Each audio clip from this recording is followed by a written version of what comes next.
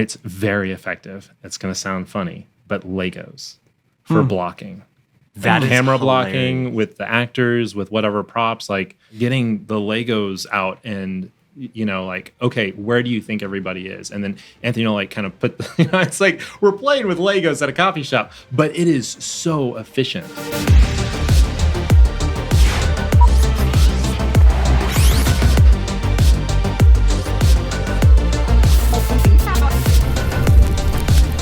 Welcome back to another episode of the Rough Cut Club. I am your host, Joey Nikotra, excited to be in the studio today with my friend, the one, the only, the legendary, Mr. Shane Reitzammer. Shane, how are you doing today, brother? Super good, man. Thanks for that legendary add in there. I meant to call you true. legendary, and I forgot to put it in there, but you are legendary, my friend. Thank you, sir. Thank you. Appreciate it. Man, I'm pumped. I'm excited for today. It's going to be a good episode. So we have a very special guest with us in the studio today. He is a director and DP and friend of mine.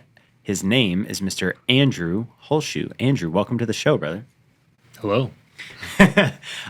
Greetings, man. So thank you for coming down to the studio. We are always excited when we have guests in person. And so thanks for taking some time to come out here. We're excited to chat.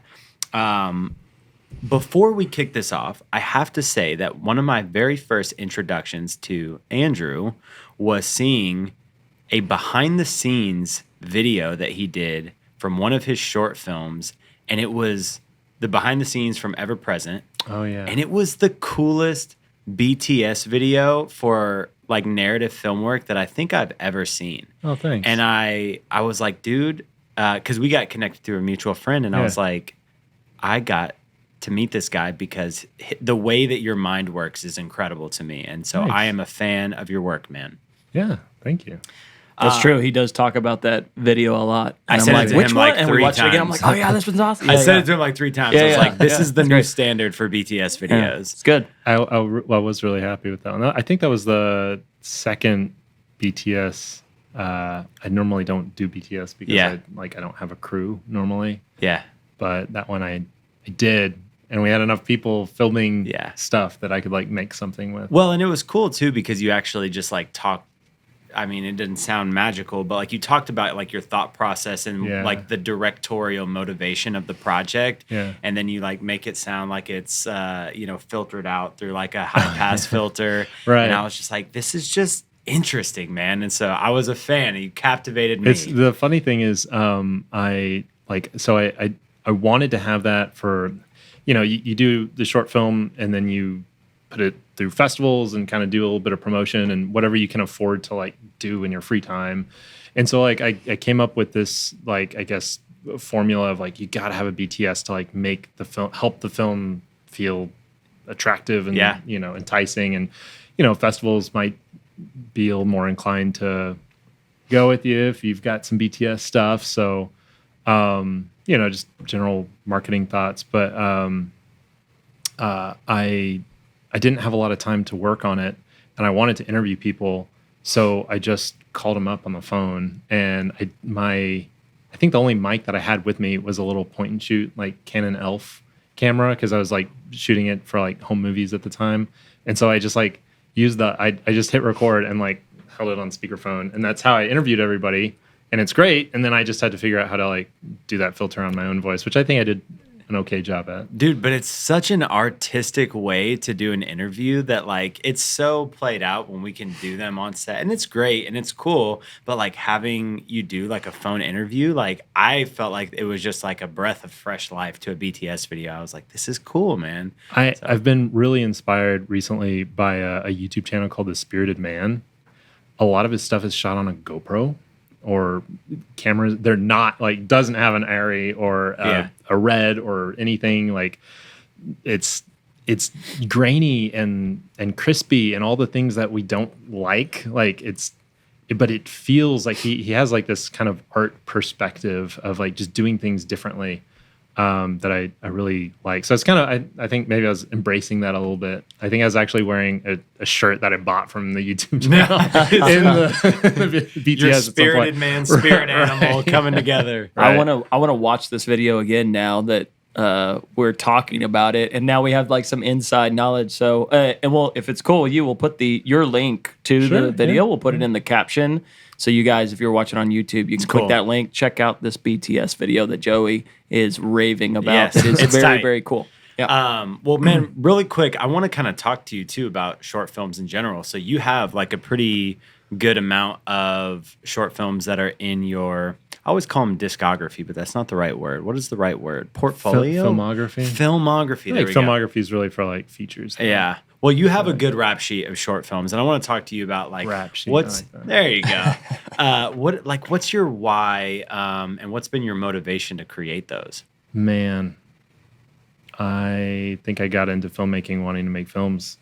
And so, I mean, the idea is like, I'd like to make movies, like longer movies. That's my goal still right now. So, you kind of start with a short and you kind of figure that out. I'm learning now that there's different ways of going around, like figuring out how to make a feature length film. It doesn't, it's not necessarily this like, make a, but it kind of is like, I mean, what else do? You make a proof of concept. You shoot like a scene from this like bigger idea that you have. You pick something out that can kind of stand alone as a short. I don't know. I feel like I'm still cutting my teeth with all this filmmaking stuff. So it's just like, it's manageable. I really like the idea of like shorter. I mean, I've been doing a lot of pre-pro work on a feature, so now I'm like kind of absorbed with that. But before that, I was wanting to try this idea of just making like a minute or two long short, like a one scene type short film, just to like keep them happening. I feel like there's this mystery to good storytelling through film that I'm still trying to grasp. I've thought about that recently too. Like when you watch like a B movie and you're like, what really is the differentiator between those A-list movies and the B-list movies? They have good stories, they have good acting, they have all these things, but it feels like a B movie. And I don't know what that mystery element is. I'm still trying to wrap my head around it too, but I'm like, what is that awe factor almost between the B and the A? I haven't figured it out yet. A helpful, like, so doing shorts like has helped a lot. And I think in the past couple of shorts, I realized like, I think I did something wrong here. And maybe not wrong, but like, I know where I could do better. And I know how, like, a lot of it's like the hero's journey. I really like Save the Cat. I think that's a great 100%. Yeah. He's a Save the Cat fanatic. Love it. Yeah, the feature we're working on, like, the whole script is kind of, we reference Save the Cat, which it gives you a lot, like whether you agree with it or not, aspects of it, like it gives you some really good like foundational language to talk story. Yes. Like, I think we got too much pipe here leading up to this point, and like doing the whole what do you call them, the story beats, the beat sheet where you get out the post-it notes or the flashcards and write on them, and it's super helpful. It's like I feel like this year I've really started to wrap my head around like that mystery, but it's still a mystery to me.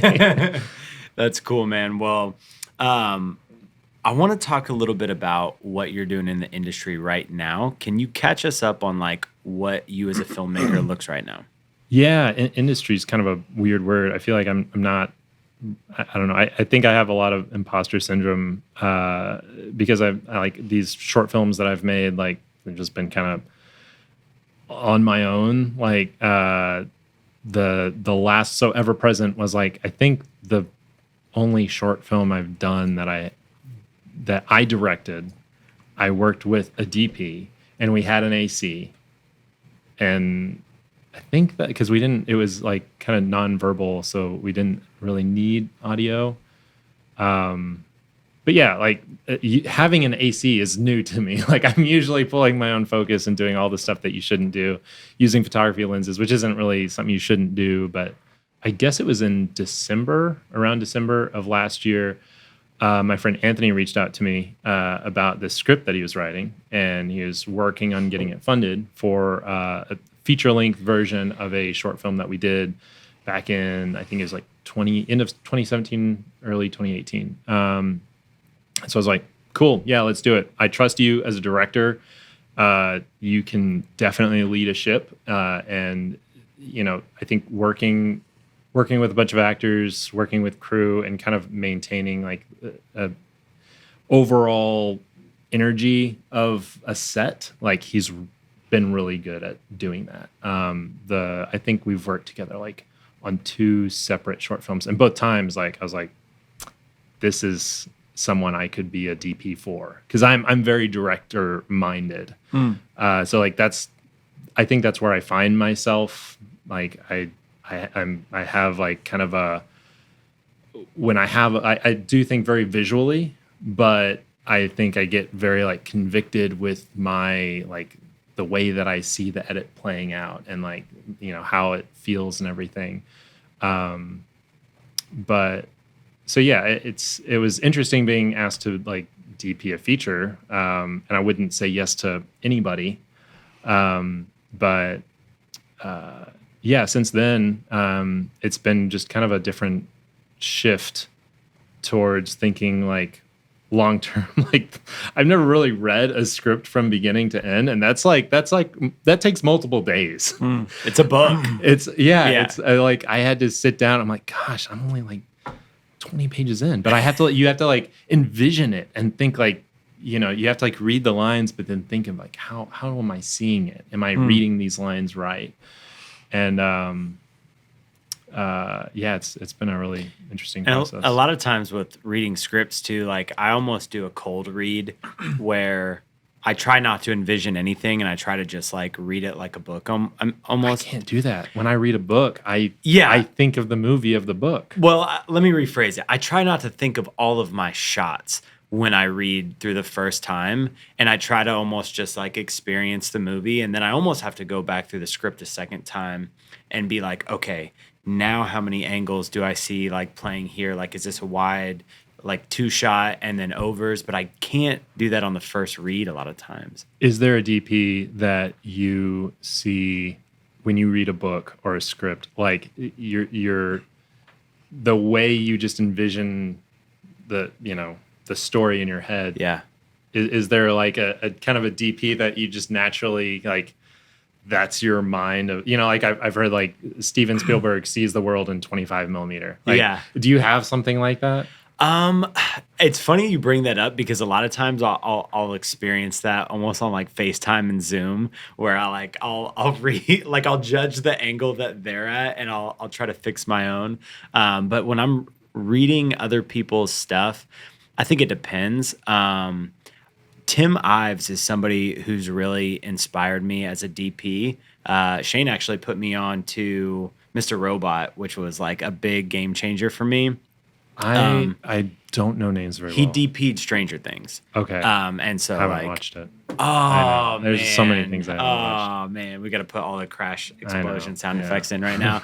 But I was really slow to actually watch Stranger Things. It took me. it's so I good. waited It's hard till like for me it to was watch shows. 3 or 4 done before I then binged it all. yeah. Yeah. Well, anyway, in Mr. Robot, he has this incredible approach to basically make everybody uncomfortable by breaking all of the rules in cinematography. And so like he'll frame somebody up on like the edge of the frame because it makes them feel trapped, or just like it makes you as an audience member feel uncomfortable, or he'll put their head like right at the bottom of the frame and have all this dead space above them. And when I watched that show, it challenged me to, when I'm visualizing and thinking of how I want to compose this shot, how to do it in a way that makes audiences feel something different besides traditional textbook filmmaking, where you perfectly have them on the rule of thirds and they're perfectly 2-to-1 ratioed. And, it challenged me to, when I'm visualizing those things, to think outside of the box of how I normally do them.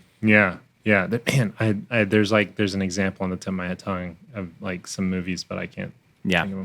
It's and you got to be, I feel like, Ives does it really well because he breaks rules for a reason. Because you got a lot of people that just break rules and, they're trying to be artsy or edgy, or maybe I'm just not getting the reason why they're breaking the rule.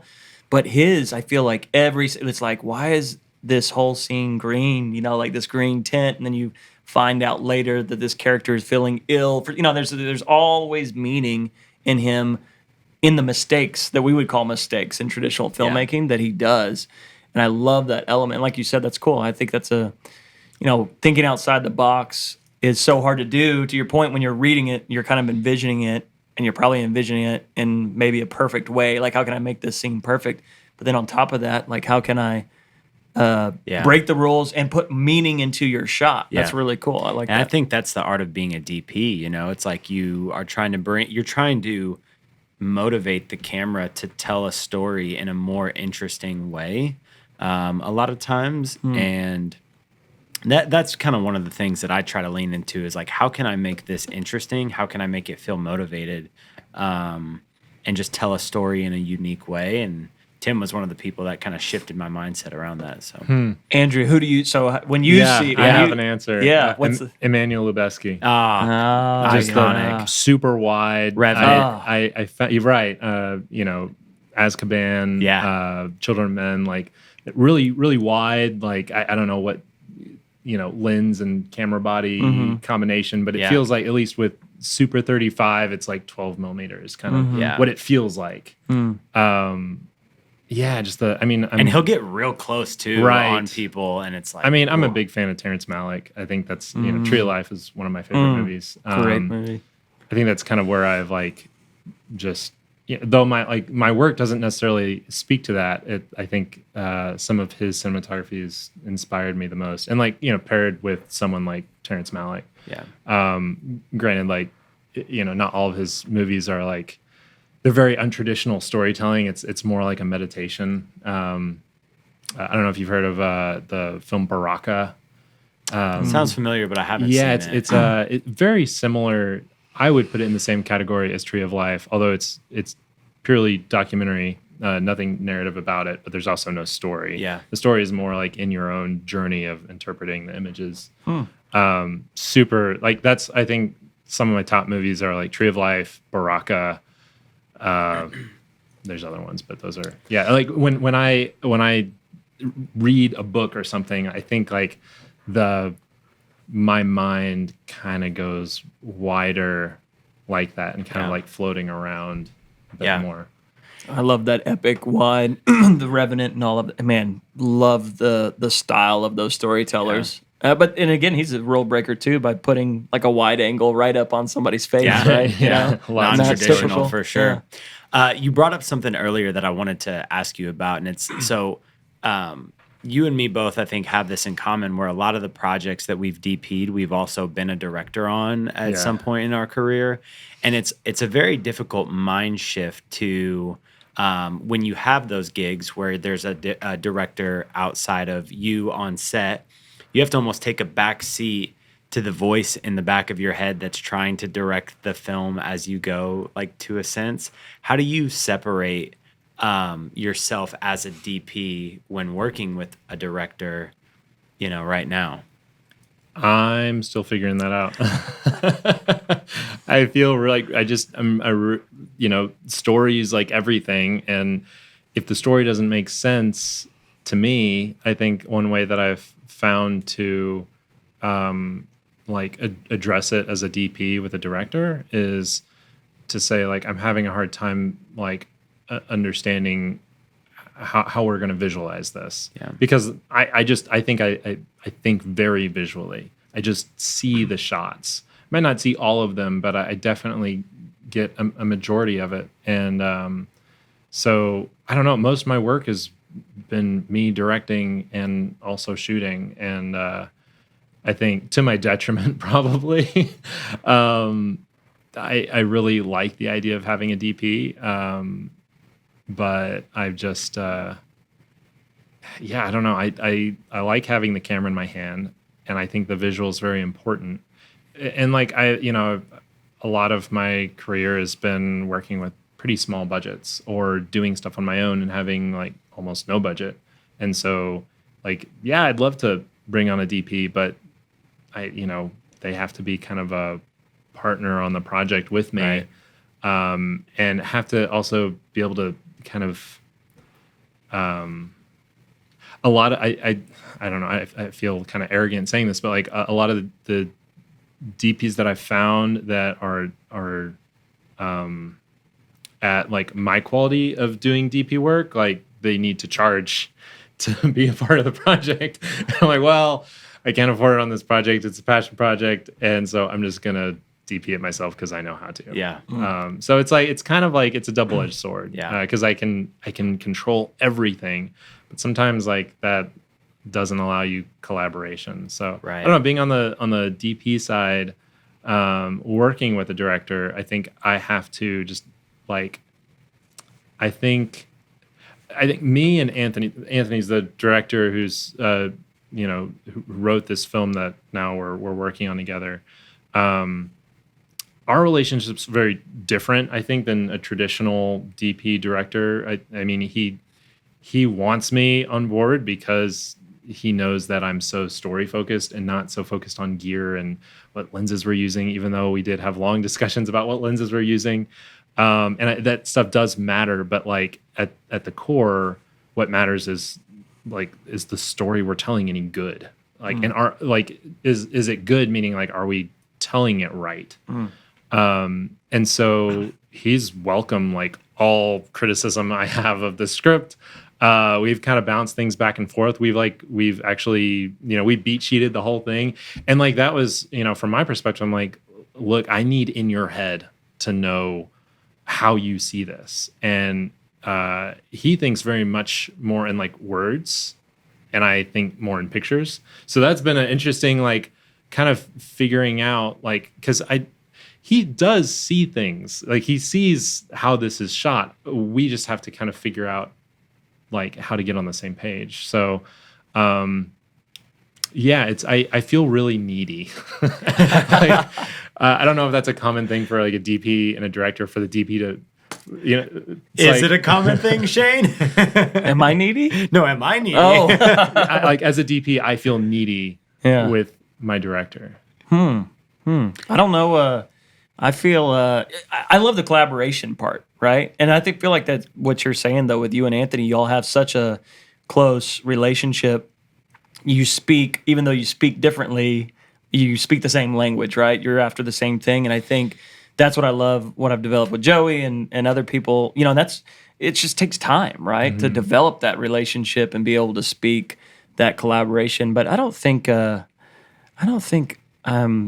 guess I'm always needy. I always need something else from you. Not so much the director and you, but the DP and me. I need more time, or I need more. I need more something. If you give Joey, 12 hours, he'll fill all 12 hours. And but to his glory, if I give him 30 minutes, he'll have it ready to go in like 35 minutes. So like in pre-production though, like, you've got this like dialogue scene or something, and you're like, okay, what's the vibe of this? Like, I'm reading the words on the page, but like, what's how I don't know. It's like we have to kind of do a table read, or, we have to kind of like, at one point we talked about like on a graph, like the energy level of the scene, and like, where is it that like, you can hear a pin drop?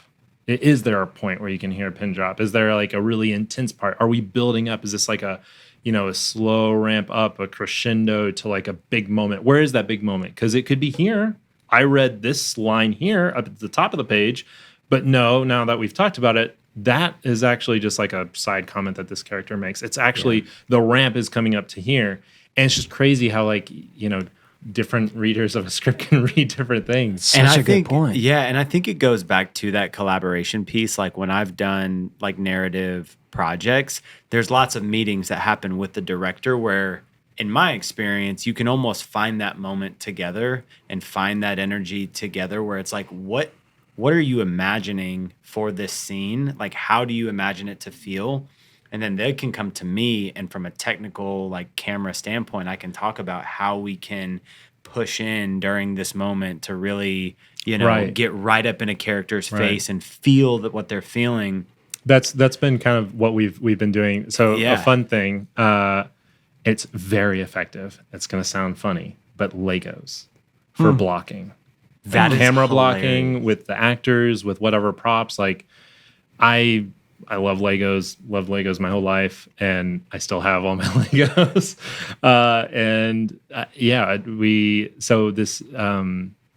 This film has 10 characters, at least in the beginning of the film. It's 10 characters in a room, very similar to like 12 Angry Men, but 10.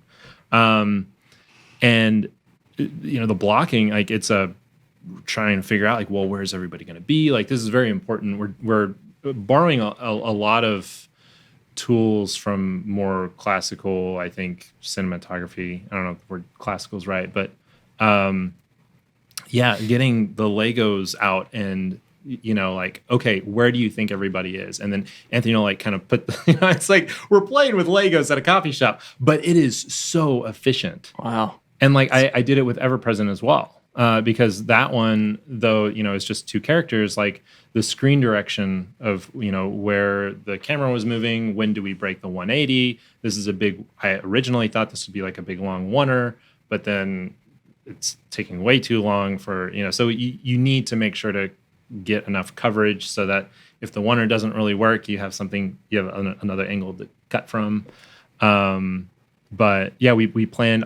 Me and the DP I worked with was Michael Kelly. He's also more of a director mind, and though it can be really hard for two director minds to one assume director and one assume director of photography, but both be so concerned about the story as a director would. And this is like small scale. I'm sure like Hollywood, like, people who have multiple features under their belt, like you kind of get in a rhythm that the machine of the film industry and like the kind of the more traditional ways of doing things makes more sense. But I feel like I'm super indie where it's like, look, whatever works, just figure it out as long as you make a good story and all the relationships you're in are healthy and respectful.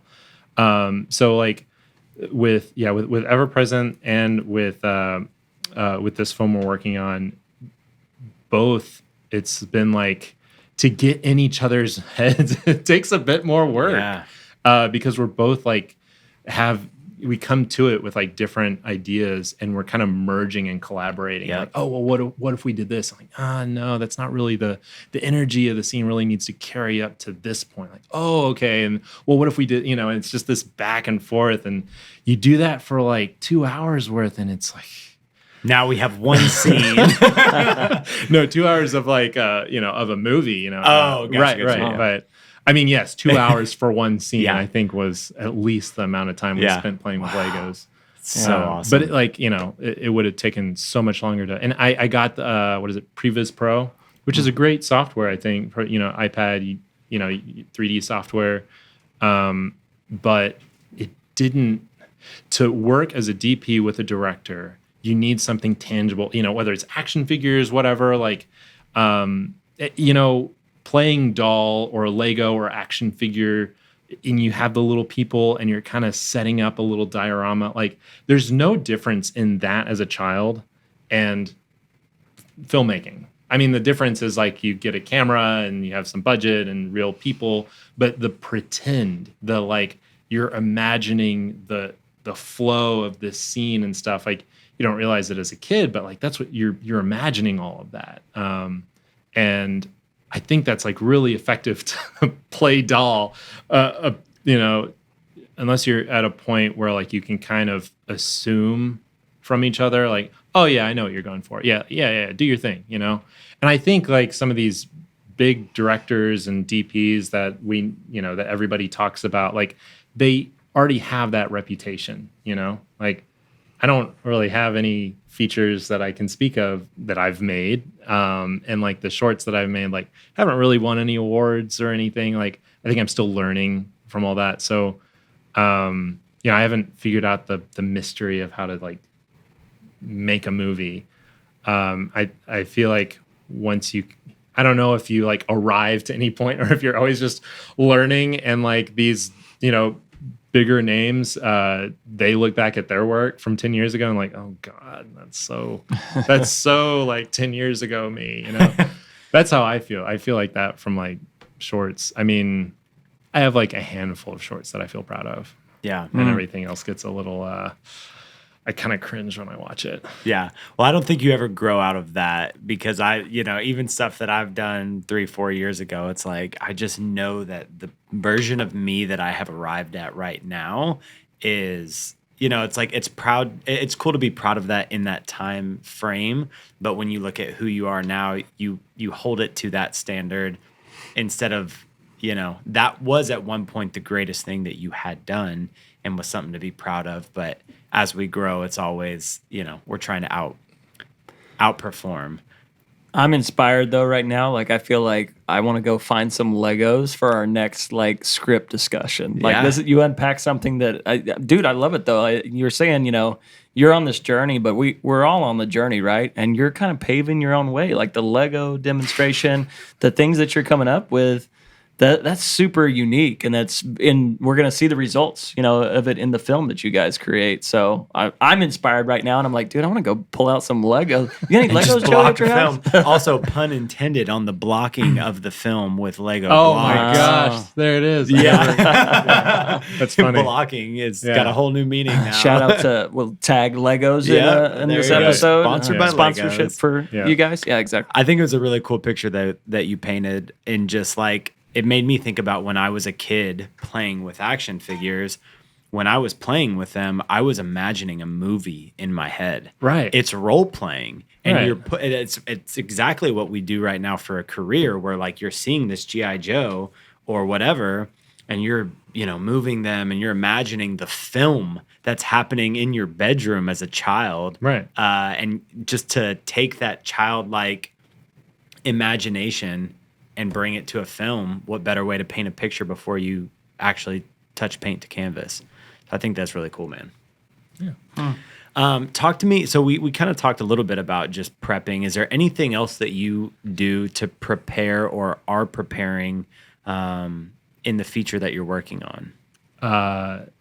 Yeah. So the script, I think we got to a place where we're pretty good with the script. That was like making sure that I understood kind of the flow of like the beat sheet, and where are the big points where like this information is revealed. And sometimes that's obvious. And sometimes it's like, what if we took that out? And like, I feel like a DP is probably not supposed to say, hey, director, what if we like took that scene out? Like, do you think it'd be more powerful if we just like cut half that scene out and just cut right from here to the next one? Like that could be more powerful. And it's like, I'm definitely, overstepping, but it's also what I really like is that that's been invited. And, I originally, I don't know. I guess I'm just very opinionated.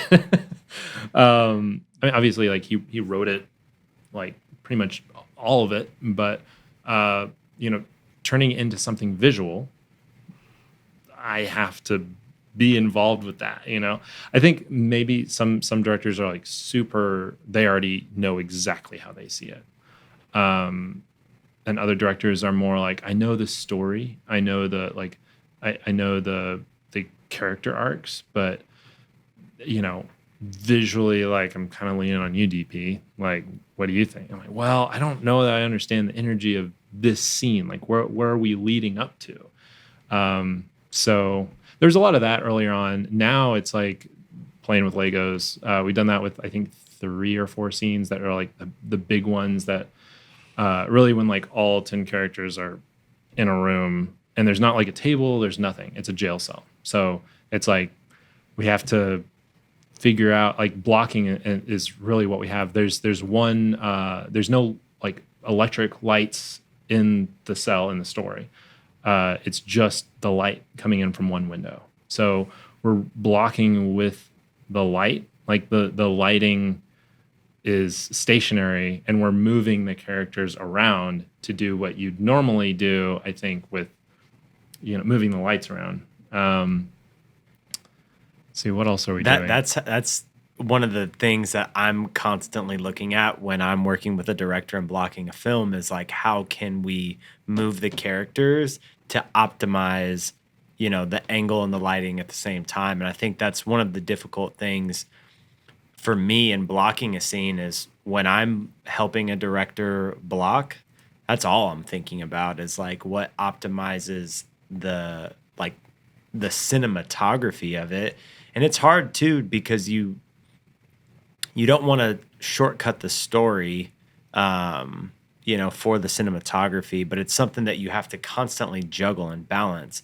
Like, can we move this person here and then be on this side of the key and tell the story from this angle? And then when we cut to our over, we may have to jump the line to get back to, it's like it's the math of trying to figure out the motivation of the key and where we can move our Lego pieces to optimize for story and cinema. Right. And when you have like a lot of dialogue going between, but I mean, 12 Angry Men has been a huge reference for us. And we've studied a lot of what that film did. I mean, the cinematography in it is incredible. You just pause anywhere on it and it's like, holy crap, they've got, the person in the foreground, but then there's all these other people and their positions are just perfectly. And like, we can't do that, but we can strive to do something like it. Well, I got another question for you. What is your thoughts on storyboarding? Because, there's mixed opinions on storyboards. And when you have that many pieces to the story that you're trying to tell, I think storyboarding becomes an interesting topic. What is your thoughts on storyboarding just in general? So the Ever Present was the first film that I really storyboarded intentionally. Like we made a really simple story and I wanted to dive into all the visuals and make it really intentional, every part of it. Before that, I didn't really storyboard anything. I had a lot of inspiration. I was like, I want it to be like this scene of this movie and stuff. But I feel like that wasn't that great. I think I've grown into a place where you need to storyboard and you might change what you're doing, but I think it's, similar to if you practice and, if you play an instrument, your performance is the shoot day. That's your big performance in front of an audience. But you have hours and hours of practice of that one piece of music leading up to that. So it's similar. The storyboarding is all the hours of practice. Storyboarding, doing the beat sheet, doing all this stuff. It's not fun work, but even if you just throw away the storyboard, and this is coming from, reading up on different directors and stuff over the past year that I've, basically once I got brought onto this feature, I started searching desperately, how do you make a feature? and how do the greats do it? Or how have they done it? And it's a lot of, just a lot of practice being do the storyboard, do all the prep work. There's so much previs work that goes in. And then on the day of the shoot, there's you could change things completely, but you're changing them from a place already. And you're breaking the 180 here with these two characters, but it's because this thing changed with the lighting and stuff, but it's going to work. It's going to be better than what we planned. You had something that you planned that you're going off of. I know that I've read up a lot on Chris Nolan because I really like the recent Oppenheimer, even though there's a lot of medium and close-up shots. And I'm for the film I'm working on now, where there's 10 people on screen a lot of the time, this is a little disappointing, but I still really it's just a fascinating movie. And so I was looking up a lot of, Chris Nolan stuff. And I heard somewhere, maybe in an interview, that they don't do a lot of storyboarding. But again, you're at a point where you're working with all of the crew that you're bringing on. It's not the first thing they're doing, So I think I'm at a place right now where I'm just trying to I feel like I can't really break a ton of rules yet. I feel like I've been breaking rules too much, almost arrogantly most of my career. And now I'm okay, let's just try to do it the way that they've always done it. And then once I figure that out, once I've made, I storyboarded, I did the, 100, all the 100% of how you're supposed to do it, then I can stray from that.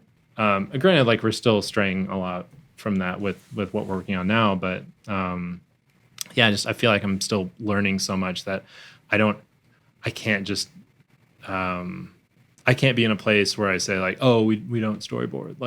I think at some point you can just make that decision because you can read each other's minds. You're like, oh yeah, I know how you're going to shoot that. Like, I'm going to focus on the actors. I'm going to focus on the story because like I know the angle you're going to pick. But that's after you've, like Nolan. What's his DP? I can't remember the guy's name. Yeah, Hoytema. Right. I mean, he's done like a lot of good stuff. Everything that he does is amazing. Right. And so like now you get to Oppenheimer and like, of course he said in some interview that I watched that they don't story. Maybe they do. I don't know. I don't know where I heard that, but it's like, it's not a surprise that like a lot of these films that we look up to, like maybe they didn't storyboard a majority of it, or maybe they didn't do some previs work or some pre-production because they've worked together and they have these relationships. And I think at our stage, we're just kind of still figuring that out, Dude, I'm inspired by that, but I think there's a lesson that can be learned from that for people that are coming up and trying to make films. Like going by the book instead of coloring outside of the lines is a unique way to stretch you as a filmmaker and how you see the film before you ever set out to, as you worded it, play music. You know what I mean? Like when you get to set, when you go to perform, having done the pre-production work that all that you can do in advance will make you set up for so much more success than if you go in there and wing it. And I've been on both sides of the coin where, we have our storyboards or our story, our beat sheet and everything. And then I've also winged it. And, sometimes you prepare and then it crashes and burns on set.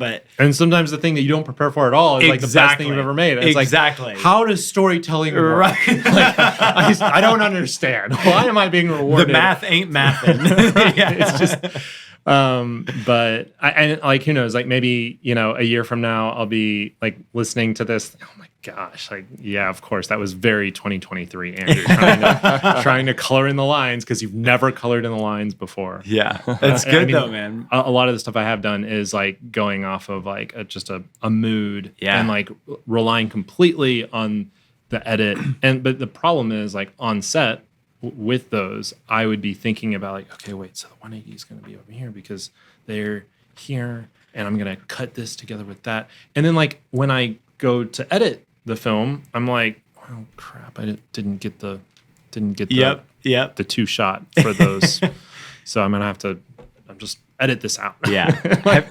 Have you used Shot Deck yet? Yes, dude. Shot Deck is a game changer, man. I'm new to it. It is, but it has revolutionized storyboarding for me. When did that come out? Probably 2 to 3 years ago, if I was guessing. Okay, I could be wrong. It's probably like 8 years old. And so I just didn't before know that, it, like conversations I've had with DPs and stuff, like they would just basically make their own shot deck. Yeah, and like was it Command Alt 4? Screenshot. Screenshot stuff. Control Alt 3 is the whole screen, and Control Alt 4 is right. And like just doing that on like YouTube videos and Google Vimeo, Images, right? And just like making your own. Yep. I mean, I've seen like just databases people have made in Finder, and now it's just all there, and it's beautiful. There's no I think there's like a potential like pro and con to it, because like I think it's such a helpful tool, but do you get like, oh, okay, I want to shoot a scene in a bus, and say type in bus, and like that's great for communicating in an impressive like pitch deck or something, like we will be shooting on a bus and it will look cinematic, it will be lit well.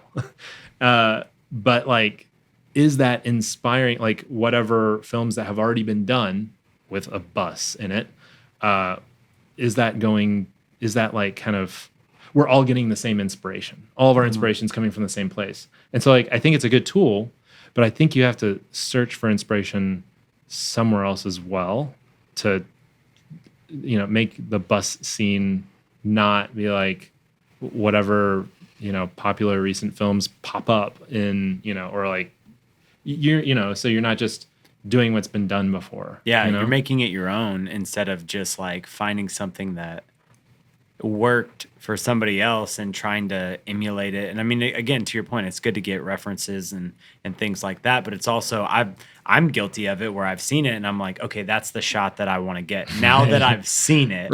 And there's you can't unsee it. No, and there's a lack of authenticity of me as a filmmaker when I've seen somebody else's shot deck that is now painting the picture on my canvas. Like at the same time, though, I feel like for me, like I'm still learning so many fundamentals of just good lighting, good storytelling, good composition, all that. Where I'm gobbling up the shot deck like all the time. I'm just on there all the time, like searching for inspiration. Well, and I forget the actual quote, but like the best way to become a master is to first like copy or something to that effect. It's told much more eloquently than that. Well, all these like painters. I was really into Salvador Dali. I still like Salvador Dali. But so I looked at like some of his earlier work. This was in college, and I was like surprised it's just like sketches and normal art. And like all of the great artists, like you look at their early stuff, and they're just kind of building.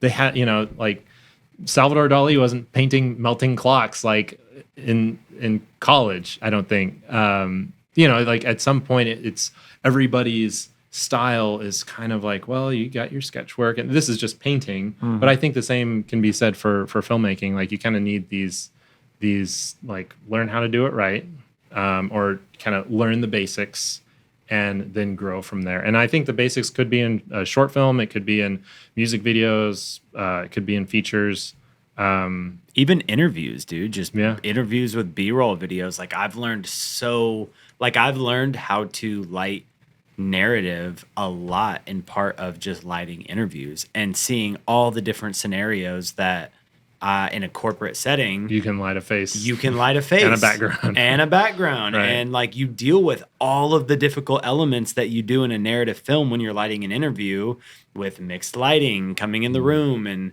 intermittent clouds and all of these like things that I've learned in a corporate setting from doing interviews have transpired over to when I'm on a narrative film set of things that I'm going to be aware of and cognizant of before I get into the moment and there's hundreds of thousands of dollars riding on the line. Those corporate interviews have helped save my bacon when, in teaching me the fundamentals to set the film up for success. Yeah. One of my favorite scenarios that would happen too when we're doing these, lower budget, like maybe it's a nonprofit or corporate project, and we would say, okay, everything's being filmed in this one room, and I'm like, Joey, you've got to make this room. I've got 3 interviews that we're doing because I'd be like producing, direct, asking the questions.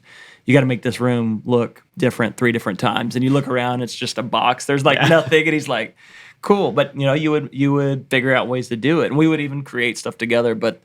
I think it goes back to the reps, right? Like putting in the reps, whatever it is, and learning to do it right. And I love what you said. Then you kind of grow into that artist of, okay, now I can break the rules. Now I can paint melting clocks. Paint melting clocks. Yeah, that's right. Yeah, absolutely. Well, dude, you talk, and I can tell that there's a lot of passion that you're carrying into this film, and that you want to do it with excellence. I can feel that from you, that you're trying to do what you can to bring, make this film excellent. What about this film is going to be unique for the viewers that you're trying to bring to this? I don't know. I need to think on that. Well, it's a pretty dark story. So Maximilian Kolbe, he was a Catholic priest. He got sent to Auschwitz, and that's where he died. And we don't know a ton about, like the moment he died. He volunteered to go into a starvation cell with 9 other men, and that's where he died. And we have a lot of accounts from within Auschwitz. Also, like we're making a film that's based in Auschwitz, so that's like a pretty big challenge. So like all the cultural assumptions and all these things, like this is one of the biggest atrocities of the last century.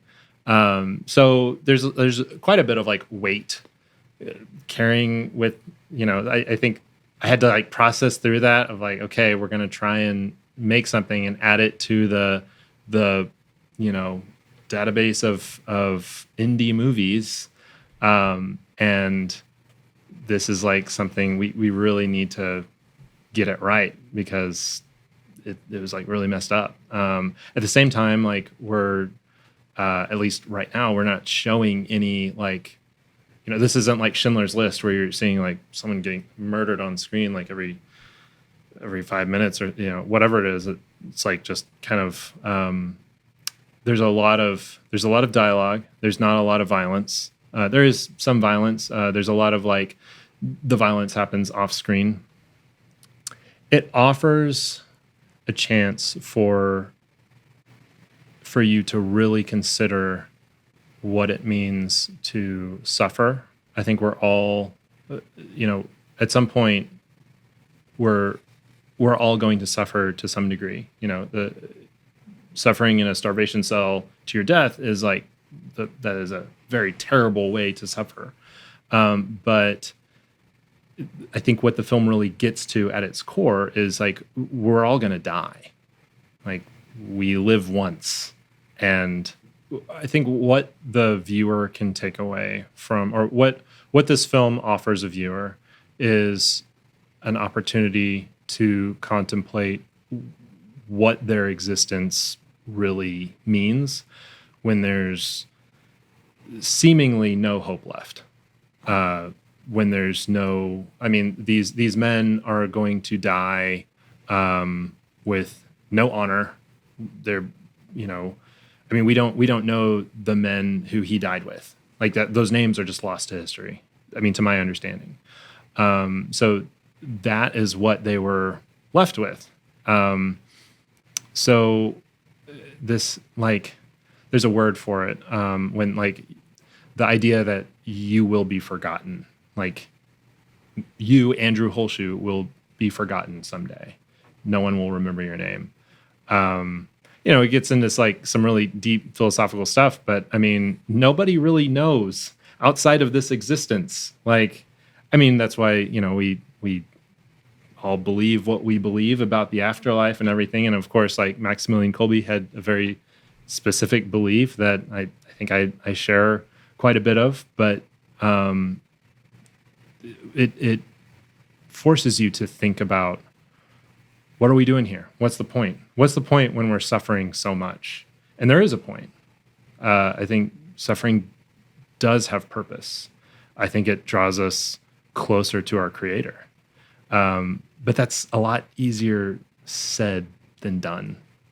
And so, Anthony and I, in working on this, have kind of like dove. It's heavy stuff. It's heavy stuff to like deal with personally, and think like, every now and then, we're making this is fictional. It's based on a real story, but there's a lot of fiction in it because we don't know specifically what happened in that room for, I think it was 14 days until they all died.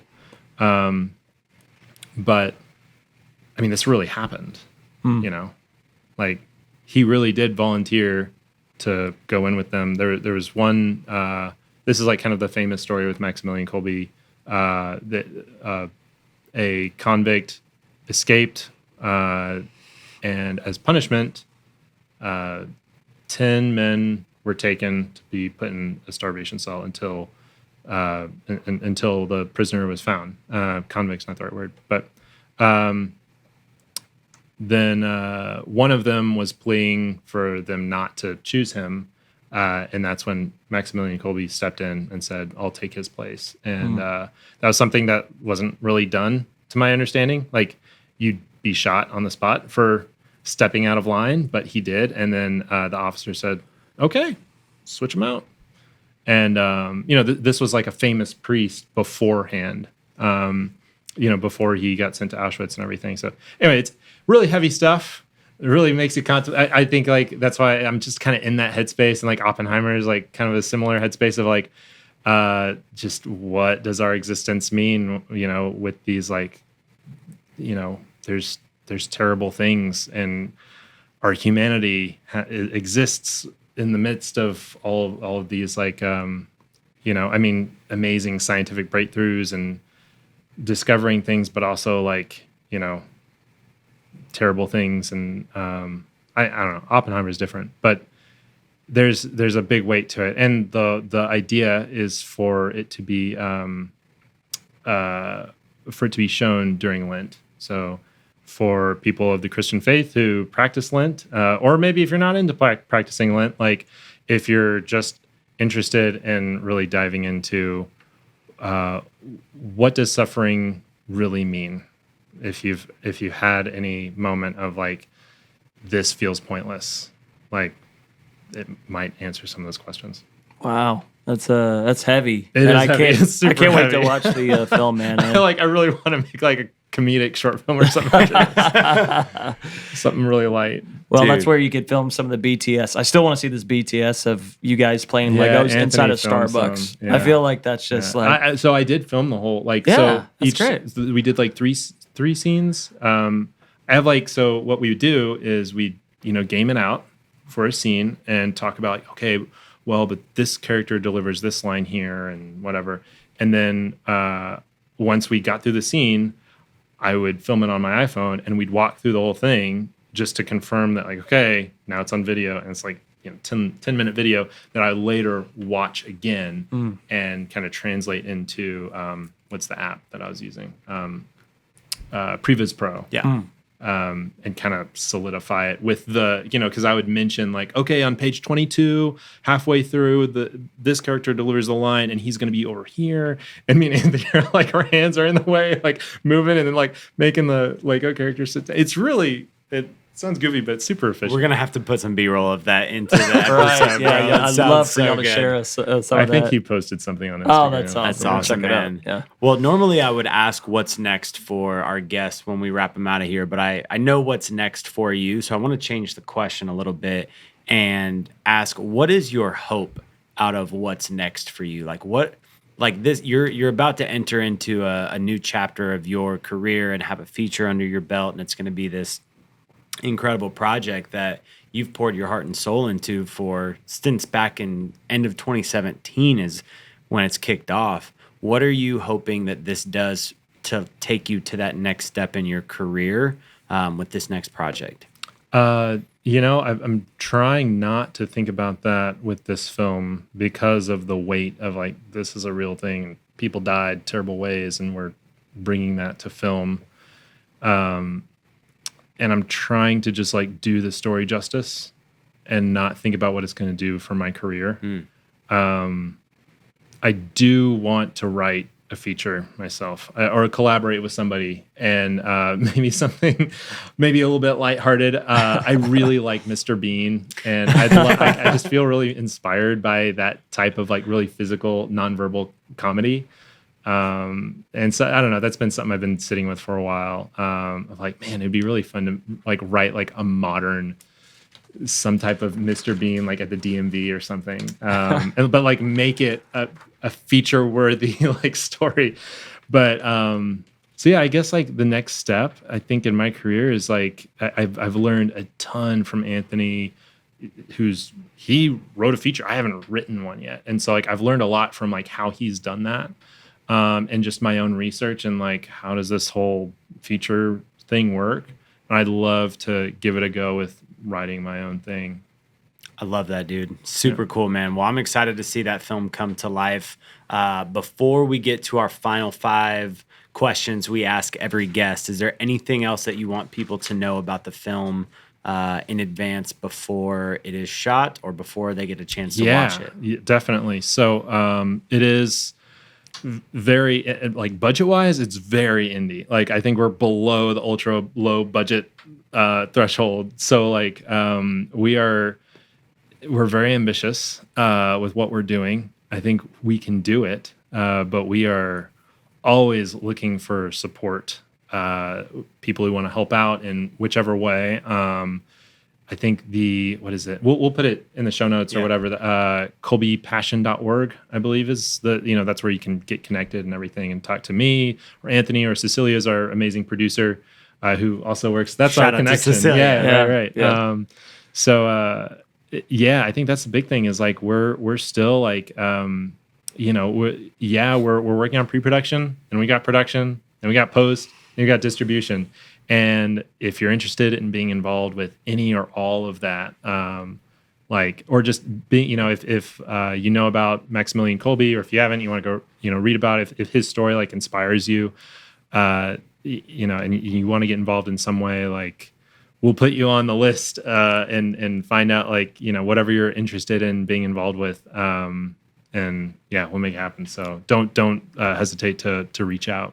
Love it, dude. Well, I am super excited to see this film come to life. Is there something you want to I was going to say, we'll put the links. We'll get those links from you. We'll put them in the show notes and on the YouTube channel for this episode too, guys. So you can go read more about the film and get connected with this team and potentially get involved, help make it happen. Love it, man. Well, we got 5 questions to wrap you out of here with. We like to ask every one of our guests. All right. And so first question is, what is one thing you would do different if you could go back and do it all again in your film career? I try not to have regrets. So I think, I don't know that I do anything different. Well, what is one mistake that you made that somebody else could avoid? I would I'd figure out how to bring on a DP and an AC and a producer on earlier projects and just figure out if I could speak to the younger self, look, just get people at their buddy rates, pay them something, but don't try and do everything on your own. It's just work with other people. And yeah, it might not turn out that great all the time, and that's fine. But try and find people to work with. I feel like I've always tried to do that, but budget is one thing. I was always, I think earlier on, I was always afraid to spend too much money on my films. That's it's a luxury to be able to do that. So I would tell myself responsibly spend a little bit more money on your work. That's good. I like that, man. What excites you the most about the current film industry or market? Right now, all the interest in Oppenheimer has been really cool. I've always been interested in historic stuff and scientific discoveries throughout history, and just to see something well done, and it's also in the spotlight. I didn't anticipate it being so popular. I thought it was going to be one of those movies that I would really like, but then everybody oh yeah, cool, whatever, what was the name of it again? So I'm really excited to see that kind of thing, and it being shot on film, because I'd love to shoot movies on film someday. And it's Nolan. All the Nolan films are so iconic. It was IMAX, right? Wasn't it? So super huge print film. Yeah. Wow. Yeah, saw some BTS cameras. It was insanely. I don't know how you even operate that, but I heard. I think someone told me the other day that there are 5 IMAX cameras in the world, and Nolan has destroyed 4 of them. or legend has it. Or I think 3 of them were destroyed on Batman alone, or something like that. Crazy, man, crazy. Wow. What is one piece of advice that you can give to filmmakers trying to grow in their craft or their business? I learned by doing. So I think that's what I'd, get out there with a camera and go make something. You might stumble a bit, and what you're making right now or what you're going to make, a year from now, you'll probably cringe watching it, and that's okay. That's supposed to happen. But just get out there and make stuff. Just, pick up a camera and do your best with cinematography, light it the best you can, do your best with a story, but don't let this intimidation hold you back. Just get out there and learn by doing. Love that, man. Where are we as an industry headed in filmmaking, or what should we be focusing on? I don't know. I think we should be focusing on I don't know.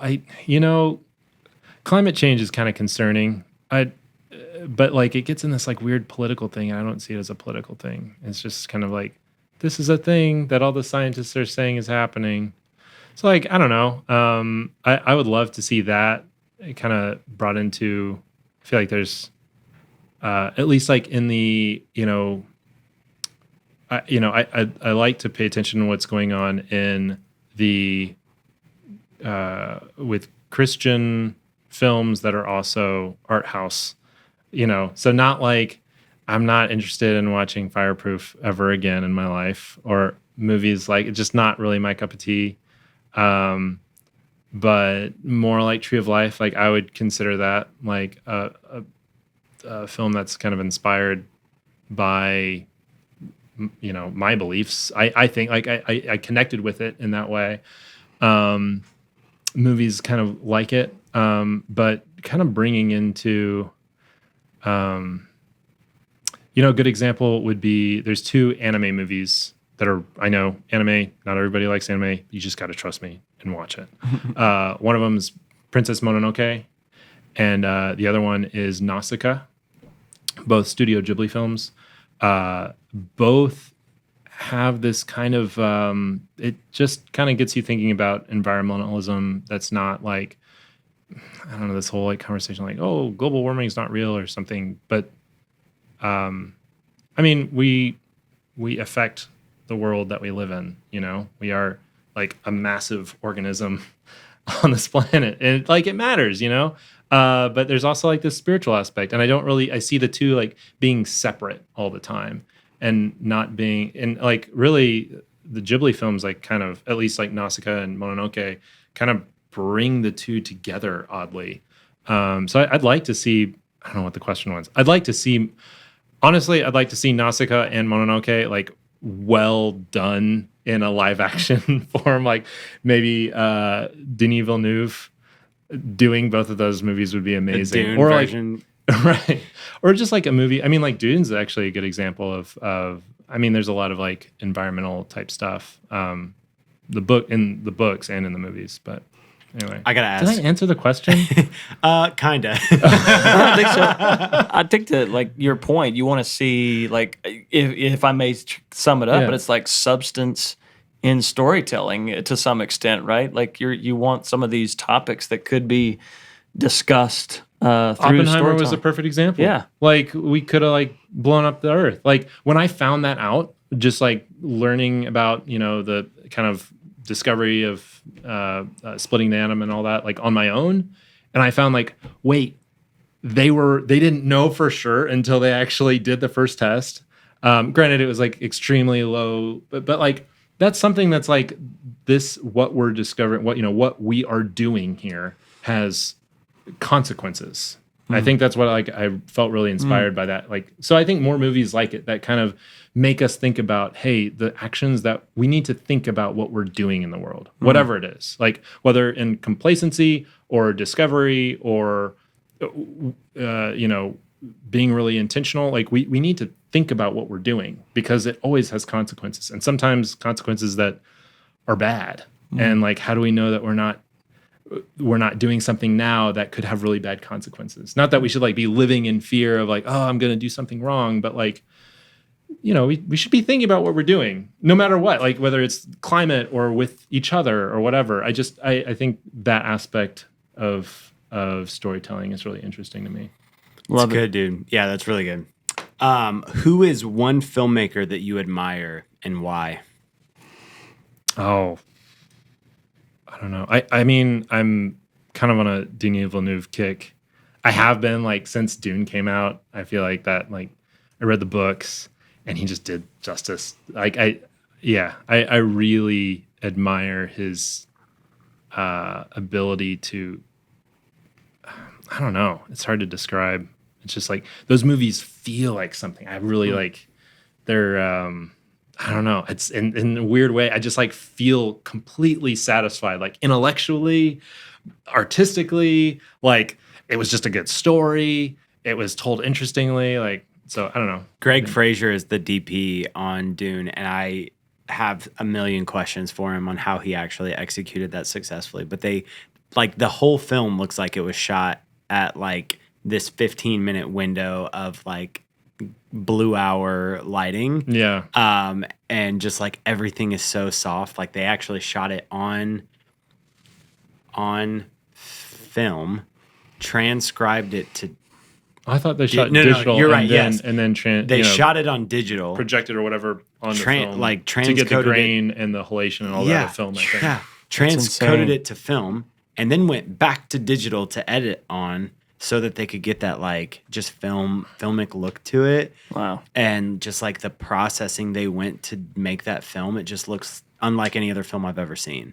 So, which is really cool. I like film. I shoot on I shoot stills on film all the time, and there's something to when I would assume, because I've never shot like a short film or something, anything narrative on actual film. But what I assume happens is like now all of a sudden the focus is all more dialed. It's not like, oh, we can't just do another take. Like we don't.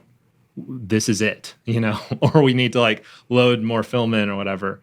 I know whenever I'm shooting photography with film, my intentionality as a photographer goes way up versus digital. And like, yeah, it might stink if I take one picture and it doesn't turn out great. I'm like, well, dang it. But a lot of the time, like some of my favorite pictures I've ever taken were on film. I think still like my favorite pictures I've ever taken are on black and white film. And I think there's something, like there's the cool like aesthetic of grain and halation and all this like kind of look that's just baked into it. Aside from that though, there's an intentionality that's forced on you, you are limited. Like there's not like, oh, I can take more. Like you can't. You have to put in another roll, or you have to put in a new cartridge, and it costs money. There's consequences to that. And so you have to like, everything becomes more intentional. I think that's the magic behind film, like all film, like shooting a movie on film or taking pictures on film. I'm at the stage where I'm just taking pictures and learning that way.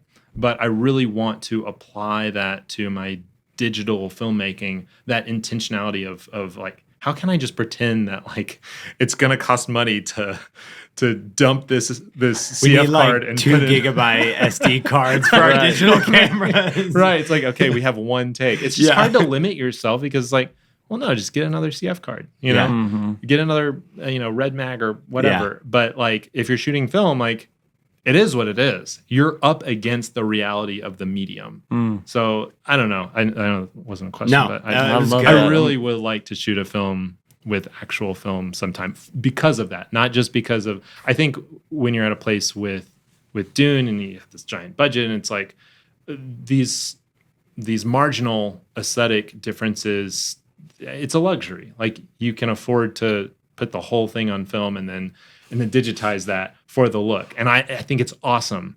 But I think the value of film for us as, I'm just going to call all of us indie filmmakers now, is that forced intentionality, because there's no like, you can't just buy a 2 terabyte CF card or anything. It's like, well, you have to buy more film and then you have to get that processed and scanned. And that's expensive and that eats up some of your actual film budget.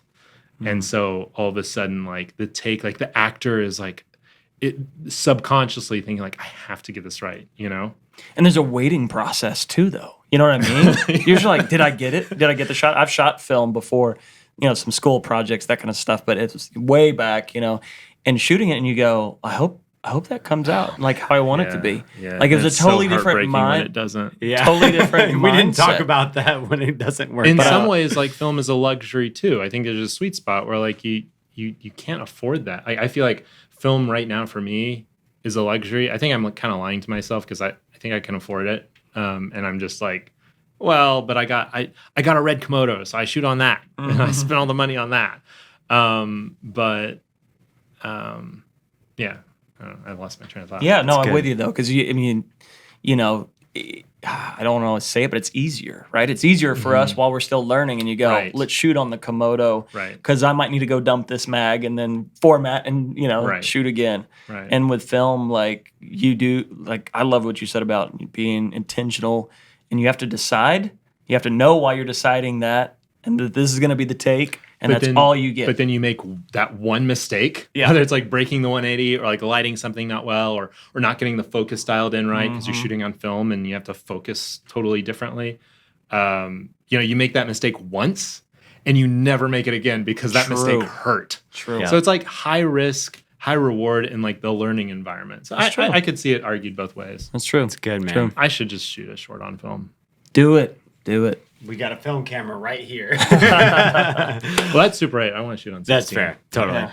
Well, dude, thank you so much, man. This has been such a great episode. Yeah. I appreciate you coming through. I am super excited to see the new film when it comes out. And if people want to connect with you and help support the project, can you say the name of how they can get connected with you one more time? colbyspassion.org. I think my social stuff will be on there too, although I'm not really on social media a ton. So yeah, colbyspassion.org. Somebody will definitely get back to you. Love that, man. Well, if you are a first-time listener and you've made it all the way through, we appreciate you. Welcome to the Rough Cut Club yourself. Be sure to stay connected with us so you can tune into more episodes as they come out. Be sure to give us a like and subscribe as it will help us reach other larger audiences. Andrew, thank you so much for your time once again, man. This has been an amazing episode. Yeah. Be sure to tune in and we will catch you on the next episode of the Rough Cut Club.